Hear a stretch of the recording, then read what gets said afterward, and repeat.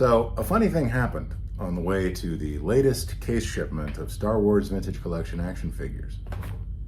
Whoops! They shipped something they hadn't even told us about yet. It's the first action figure from Star Wars Skeleton Crew, Jude Nawood. Wood? How do I know? They haven't even told us about this guy. Now, in all seriousness, one of my actual favorite things to do as an adult Star Wars action figure collector is to buy figures from the movies and TV shows that haven't even come out yet. I was that kid that was like at the Toys R Us at midnight on May, I want to say 2nd, 1999, when like they dumped 30 new characters from Phantom Menace on the world. None of us had seen the movie yet.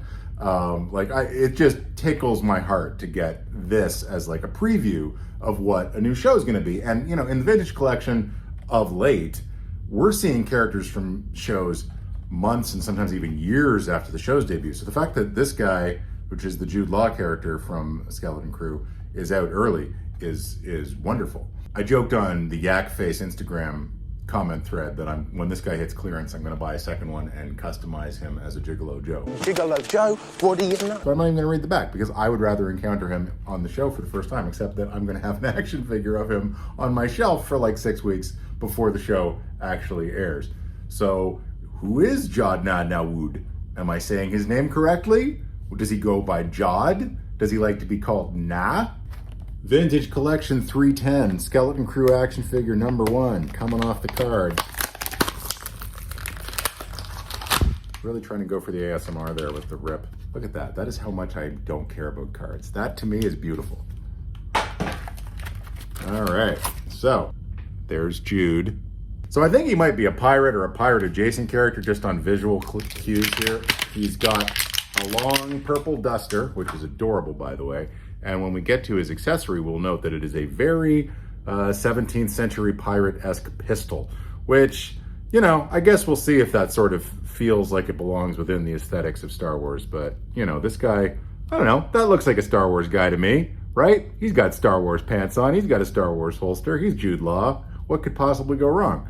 All the articulation is exactly where you expect it. He's got elbows, he's got wrists, he's got shoulders, he can put his hands up and do the hokey pokey. Yeah, sculpt is decent. That is definitely a Jude Law. I mean, they're getting better and better at this, especially with the photoreal paint job. Coat is very flexy. I'm assuming we're going to see him coatless at some point in that show, so maybe someone can customize a coatless version. I doubt they're going to release multiples of this guy.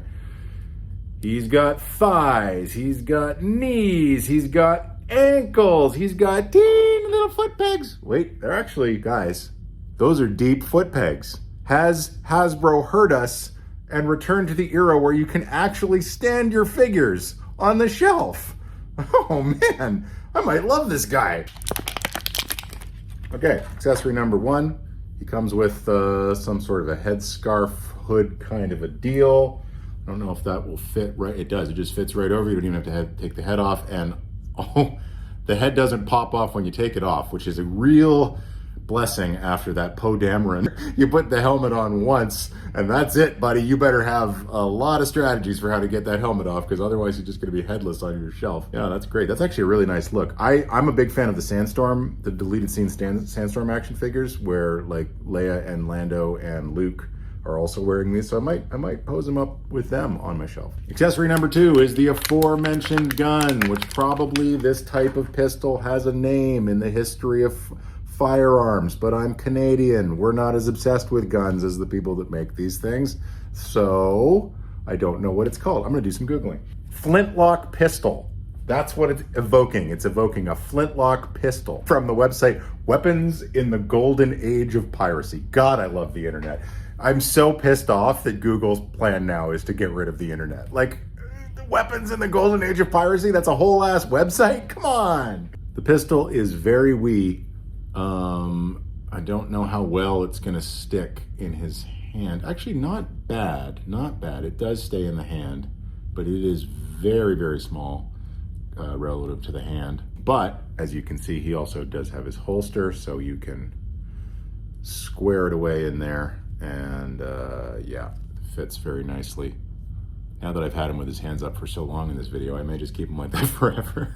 You know, I like I said, I like that a lot, and I like that look a lot, but I think the sculpt is so good that I probably won't display him with the scarf on the shelf, just because, like, I don't want to conceal how on model that is. And yeah, I like that. I like the pistol, sorry, the flintlock pistol sticking out of his belt there. I think that's pretty cool. Yeah, great figure. Guys, we're off to a good start with Skeleton Crew. I'm really looking forward to that show. Like, you know, I'm a big fan of Stranger Things, and I'm a big fan of the things that Stranger Things is based on, which is the Amblin Entertainment movies of the 1980s. I grew up in the best decade. Like, you know, there have been some good decades, but like the 80s, I was born in 76, right? So like I really was hitting consciousness at the exact right time. You guys on the channel may not know this. My actual first conscious memory is seeing Star Wars for the first time. Like, that is as far back as my memory goes. I think I saw it in about 1979, one of the re-releases. And yeah, obviously it stuck. And then I got to experience all of the amazing stuff that followed, which clearly influenced this particular generation of Star Wars creators. So that's the guy. Hands are back up. He is a very innocent pirate. Jude Law, Nawood, looking forward to meeting you. Thanks for watching, everybody. Like and subscribe. Please leave comments below if you have any thoughts on this guy or the likelihood that Hasbro will actually give us the whole Skeleton Crew. It's a lot. They still haven't done the Bad Batch, but I just, you know, I genuinely think it's a Kid Bodies thing on the Vintage Collection. Like, I just don't think they have the tooling to do Omega and Young Leia and the Skeleton Crew kids and Jeckie and all of the other people, you know, 16 and younger, that they've just sort of given a pass to in the last 5 years. Because, you know, as I've said many times, back in the day, those figures would have been first string figures. Like, that's a big part of the line they seem to be missing. Anyway, goodbye. Thank you. Like and subscribe. Please comment below, and we'll see you in the next video.